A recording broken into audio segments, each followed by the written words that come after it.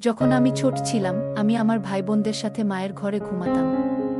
সবার ঘুমিয়ে পড়ার পর অন্ধকার ঘরে আমি মাঝে মাঝে জেগে উঠতাম এবং মাকে ডাকতাম। কিন্তু তখন আমি ঘরে অন্য কিছু দেখতাম এবং পরে না দেখার ভ্যান করে ঘুমিয়ে পড়তাম। বয়স বাড়ার সাথে সাথে মা একদিন আমাকে বললেন যে আমি এখন থেকে বড় বোনের সাথে অন্য ঘরে ঘুমাবো। তখন আমি মাকে বললাম, তোমাকে ছাড়া আমি ঘুমাতে পারবো না। তিনি একটা দীর্ঘ নিঃশ্বাস ফেলে বললেন, তোমার একটুও লজ্জা নেই? তখন আমি কথার মানে বুঝতাম না। কিন্তু এক রাতে হঠাৎ ঘুম ভেঙে গেল। মা আমাকে ঘুমিয়ে দিয়ে বাবার বিছানায় গিয়েছিলেন। তখন অজানা কিছু শোনার চেষ্টা করলাম। প্রথমে ভাবলাম মায়ের পাশে গিয়ে শুই, কিন্তু তারপরে সেই অচেনা শব্দগুলো শুনতে লাগলাম। এই নতুন অভিজ্ঞতা আমাকে দ্রুত বুঝতে শিখিয়েছিল এবং আমি ধীরে ধীরে আরও বিচক্ষণ হতে লাগলাম। এরপর আমি বড় বোনদের ঘরে ঘুমানো শুরু করি, কারণ কিছু অনুভূতি আমাকে লজ্জা দিতে শুরু করেছিল। তোমরা আমার গল্পগুলো শুনো, কিন্তু সাবস্ক্রাইবই করো না। দয়া করে গল্পগুলো ভালো লাগলে ভিডিওটি লাইক, শেয়ার এবং চ্যানেলটি সাবস্ক্রাইব করো প্লিজ। আমি প্রিয়া। আমাদের পরিবারে 3 বড় বোন ও 2 ভাই ছিল। আমি দেখতে সবার থেকে সুন্দর ছিলাম। সময় যেতে থাকলো আর আমার ভাই বোনেরা একে একে বিয়ে করে চলে গেল। যখন তারা আমাদের বাড়িতে ফিরে আসতো এবং আমাদের বাড়িতে কোনো অনুষ্ঠান হতো, তখন তারা 3 জন মিলে মজার গল্প করত এবং তারা তাদের বিবাহিত জীবনের বিভিন্ন ব্যক্তিগত কথা বলত। আমি যখন তাদের গল্পের মধ্যে ঢোকার চেষ্টা করতাম, তখন তারা চুপ হয়ে যেত এবং বলতো, তুমি এখনো ছোট, ঘুমিয়ে পড়ো। যদিও তখন আমি 18 বছর বয়সী ছিলাম, তবুও তারা আমাকে শিশু মনে করত। আমাকে ওসব শুনতে দিত না। আমি ধীরে ধীরে বুঝে গিয়েছিলাম কিভাবে তাদের কথাগুলো শোনা যায়। যখনই আমার বোনেরা আসতো, আমি ঘুমের ভান করে তাদের পাশে শুয়ে পড়তাম। তারা নিজেদের মধ্যে হাসি ঠাট্টা করত আর আমি চুপচাপ শুনতাম। রাতের নির্জনতার মধ্যে তারা হাসিমস্করা করত, যা আমার মনেও একটি আলোড়ন তৈরি করেছিল। আমি ভাবতাম, যদি আমারও বিয়ে হয়, আমারও একজন সঙ্গী থাকবে এবং সেই সম্পর্কের মধ্যে একটি বিশেষ সম্পর্ক গড়ে উঠবে। এই চিন্তা আমার হৃদয়ে উত্তেজনা সৃষ্টি করেছিল এবং আমি নিজের ভবিষ্যতের কথা ভাবতে শুরু করলাম। তবে সময়ের সাথে সাথে একটি অদ্ভুত অস্থিরতা আমার মনকে আচ্ছন্ন করেছিল। আমি ইন্টারনেটে রোমান্টিক গান খুঁজে দেখতাম আর শুনতাম এবং নিজেকে সেই গল্পের চরিত্রের জায়গায় কল্পনা করতাম। একদিন যখন আমার বড় বোন বাড়িতে ছিল, বোনেরা তাদের সাংসারিক বিষয়ে কথা বলছিল এবং তাদের জামাই কী রকম সেসব বিষয়ে কথা বলছিল, যা আমার অস্বস্তি বাড়িয়ে তুলেছিল। রাতে আমি আবার সেই গানের ভিডিও দেখছিলাম। তখন আমার বোন জেগে গিয়ে আমাকে দেখল। সে আমার মোবাইল কেড়ে নিয়ে আমাকে ধমক দিল এবং বলল, তুমি কেন এসব কাজের মধ্যে জড়িয়ে পড়ছ? তোমার কি বয়স হয়েছে? কিন্তু তোমার আচরণ দেখে মনে হচ্ছে না। তার কথাগুলো শুনে আমি ভয় পেয়ে গেলাম এবং কেঁদে ফেললাম। আমি তাকে বোঝানোর চেষ্টা করলাম যে আমি সত্যিই কিছু ভুল করিনি, শুধু বিষয়টা পছন্দ তাই দেখছিলাম। আমি ভিডিওটি দেখছিলাম, কিন্তু বড় বোন আমাকে খুব বকাঝকা করল। পরের দিন সে আমার মোবাইল ফেরত দিল, তবে আমাকে প্রতিশ্রুতি দিতে বলল যে যদি আমি আবার এমন কিছু দেখি, তাহলে সমস্যা হবে। আমি কলেজে ফিরে গিয়ে পড়াশোনায় মনোযোগ দেওয়ার চেষ্টা করলাম, কিন্তু যখনই আমার বন্ধুদের তাদের প্রেমিকদের সাথে ব্যক্তিগত কথা বলতে শুনতাম, সেই পুরনো অনুভূতি আবার ফিরে আসতো। 18 বছর বয়সে আমি আবার একই রোমান্টিক গানের ভিডিও দেখলাম, আর সেই মুহূর্তে বোন আমাকে ধমক দিল। সে বলল, আমি তো তোমাকে নিষেধ করেছিলাম, কিন্তু তুমি শোনোনি। মনে হচ্ছে তুমি বড় হচ্ছ, তাই এসব ব্যাপারে আগ্রহ দেখাচ্ছ। এখন মাকে বলতে হবে। আমি রাগ সামলাতে না পেরে বললাম, হ্যাঁ, তোমরা বিয়ে করে জীবনে সুখী, কিন্তু আমাকে একটা গানের ভিডিও দেখতে দিচ্ছ না। তাহলে মাকে বলো আমাকেও বিয়ে করাতে।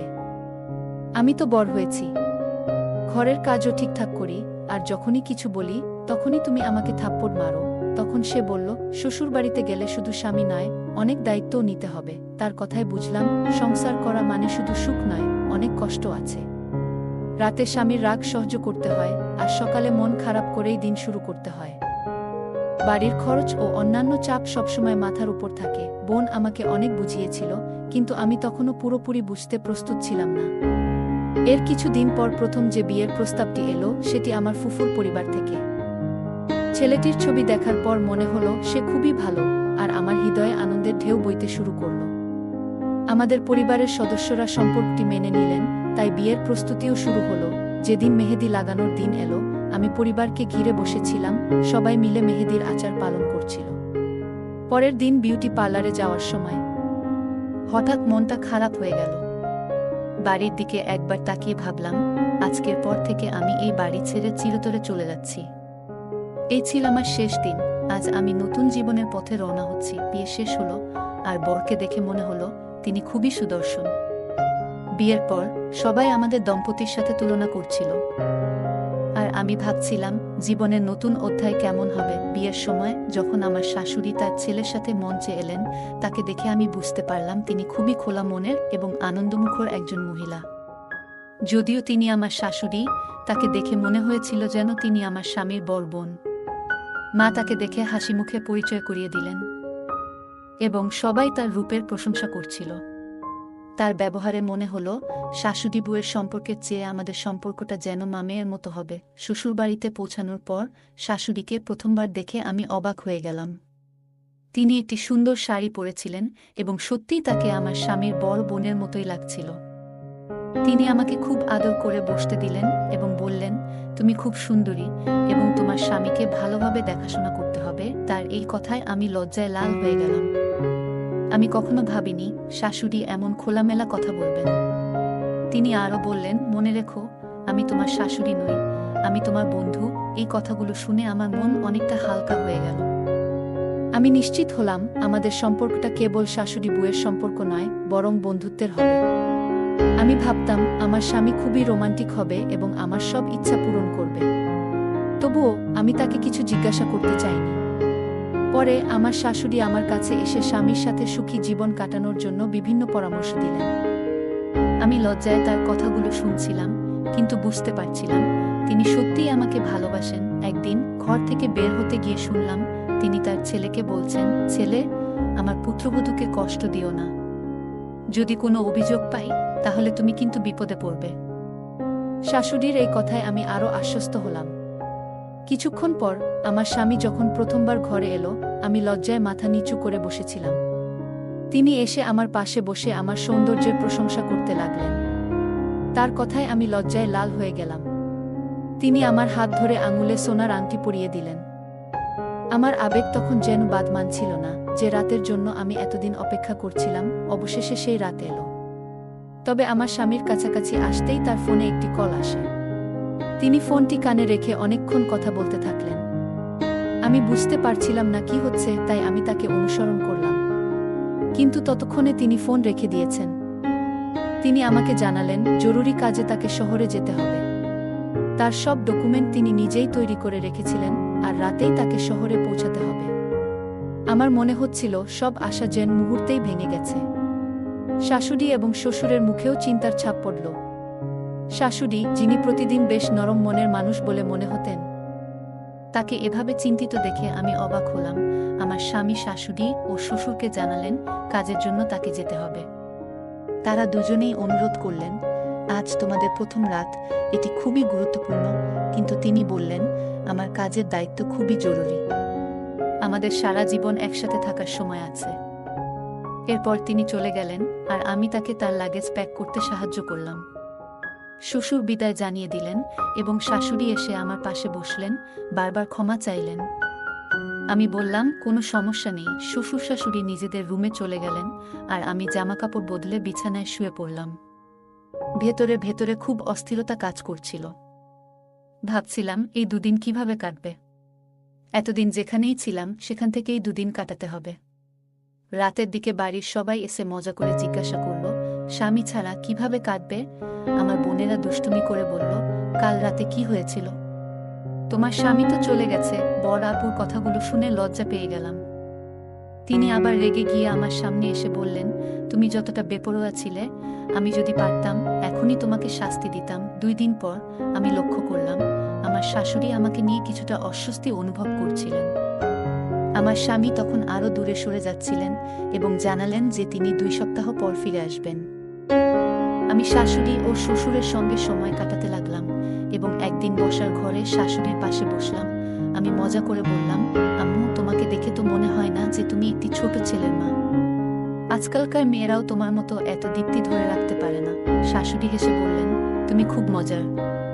তোমার শ্বশুর আমাকে এতটাই ভালোবাসেন যে এই বয়সেও আমাদের সম্পর্ক সুন্দরভাবে চলছে। শাশুড়ির এই কথা শুনে আমি কিছুটা লজ্জিত হলাম, কিন্তু রাতে অস্থিরতা বাড়তে লাগলো। আমি ঘেমে গিয়েছিলাম এবং গলা শুকিয়ে গিয়েছিল। পানি খেতে রান্নাঘরের দিকে হাঁটতে লাগলাম, কিন্তু হঠাৎ শাশুড়ির ঘর থেকে কিছু অদ্ভুত শব্দ শুনতে পেলাম। নিজেকে থামাতে না পেরে দরজার কাছে গিয়ে কান পেতে শুনতে শুরু করলাম। আমি ভাবছিলাম, এই বয়সেও তারা সুখে আছে। শাশুড়ি বলছিলেন, আমার বয়স হয়েছে, বাড়িতে একটা ছোট বউ আছে, আমাকে একটু শান্তি দাও। কিন্তু শ্বশুর হেসে বললেন, তাহলে কি হয়েছে? আমাদের ছেলের বউ তো এই বাড়িতে আছে, সে তো ছোট নয়। এই কথাগুলো শুনে আমি বিস্মিত হয়ে গেলাম। সকালে যখন শাশুড়ি ও শ্বশুর ঘর থেকে বের হলেন, তখন আমি তাদের সাথে চোখে চোখ মিলানোর সাহস করতে পারছিলাম না। আমি তার চোখের ভাষা বুঝতে পারছিলাম, সুরের, তার দৃষ্টি ছিল কিছুটা অদ্ভুত। যখন আমি আমার স্বামীর সাথে কথা বলার চেষ্টা করলাম, সে আমাকে এড়িয়ে গিয়ে বলল, আমি খুব ব্যস্ত, অনেক কাজ আছে, ফিরতে সময় লাগবে। একদিন শাশুড়ির শরীর খারাপ হয়ে গেল, তার রক্তচাপ বেড়ে গিয়েছিল। তিনি বললেন, বৌমা, রান্নাঘরে ওষুধ রেখেছি, ওষুধটি একটু দুধে মিশিয়ে আমাকে খাইয়ে করিয়ে দেও। আমি এক গ্লাস দুধ নিয়ে ওষুধ মিশিয়ে দিলাম। কিন্তু আমি চিন্তিত ছিলাম, কিছু ভুল হতে পারে। ঠিক সেই সময় শাশুড়ির ফোনে একটা কল এলো, যেটা আমার স্বামীর ফোন থেকে আসছিল। আমি ফোন কানে লাগাতেই শুনলাম আমার স্বামী বলছে, তোমার বুকে বলো আমার অন্য কোথাও সম্পর্ক হয়েছে এবং সেই মেয়েটি এখন আমার সন্তানের মা হতে চলেছে। তাই সে আমাকে শহরে আসতে বলেছে এবং হুমকি দিচ্ছে, যদি আমি তাকে বিয়ে না করি তবে সে আমার বিরুদ্ধে মামলা করবে। এখানে পুলিশ কতটা কঠোর তা তো তোমরা জানো। এই কথা শুনে আমি হতবাক হয়ে গেলাম, সব স্বপ্ন যেন মুহূর্তেই ভেঙে পড়ল। শাশুড়িকে সেই অবস্থায় রেখে আমি কাঁদতে কাঁদতে আমার বাবা মাকে সব জানালাম এবং শ্বশুর শাশুড়ির কাছে বিষয়টি খুলে বললাম। শ্বশুর শাশুড়ি বললেন, আমাদের সম্পত্তি যদি আমাদের ছেলের নামে হয় তাহলে আমরা তাকে ছেড়ে দেব এবং তুমি আমাদের পুত্রবধূ হয়ে থাকবে। কিন্তু কিছুদিন পর আমার বাবা আদালতে এই প্রস্তাবটি অস্বীকার করলেন এবং আমি অল্প বয়সেই বিবাহ বিচ্ছেদ পেলাম, যা আমি কখনো ভাবতেও পারিনি আমার জীবনের সাথে এমনটা হবে। আমি অনেক কিছু সহ্য করেছিলাম, কারণ বিয়ের পর মেয়েদের জীবনে অনেক পরিবর্তন আসে, যা তাদের জীবনকে সম্পূর্ণভাবে বদলে দেয়। এখন 2-5 বছর বয়সে আমি চুপচাপ থাকতে শিখেছি। আমার জন্য অনেক সম্পর্ক এসেছে, কিন্তু পুরুষদের প্রতি আমার বিশ্বাস একেবারেই চলে গেছে। আমি কি বিয়ে করব? পুরুষদের বিশ্বাস করা কি ঠিক হবে? তোমরা কি মনে করো? কমেন্টে জানাও গল্পটা কেমন লাগলো। জানাতে ভুলবে না। আরও মজার মজার রোমান্টিক গল্প শুনতে চাইলে ভিডিওটি লাইক, শেয়ার এবং চ্যানেলটি সাবস্ক্রাইব করতে এবং বেল আইকনটি ক্লিক করতে ভুলবে না। ধন্যবাদ।